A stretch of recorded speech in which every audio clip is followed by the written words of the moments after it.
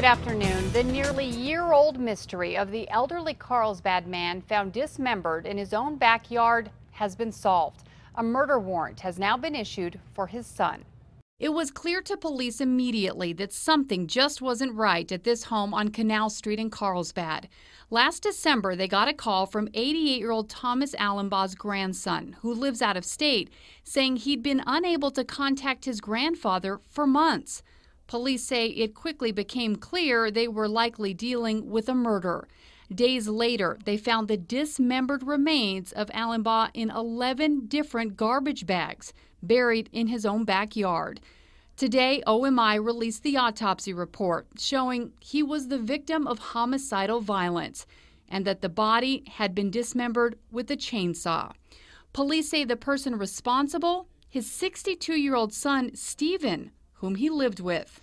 Him and his father had gotten into, I guess, a verbal argument, and then he had struck Mr. Allenbaugh, the deceased, and who fell and hit his head and subsequently died from that injury, based on statements that we've received. The pair also lived with Stephen's elderly mother. Along with murder, Stephen is charged with abusing her.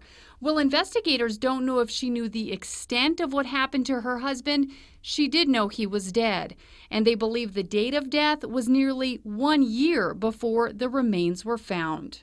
I think one of the big factors in that was that, this family was not a real outgoing family. They only had a couple of friends that visited at times, but for the most part, they just kept to themselves. During that year, investigators say Stephen was busy cashing his dad's Social Security checks. For that, the feds have charged him with Social Security fraud. He's already in federal custody for that. Now, nearly 2 years after the crime, he is charged with murder. I think it's just the persistence and hard work that my guys showed and just prevailing. They weren't going to give up on it. They were going to get the answers that they needed.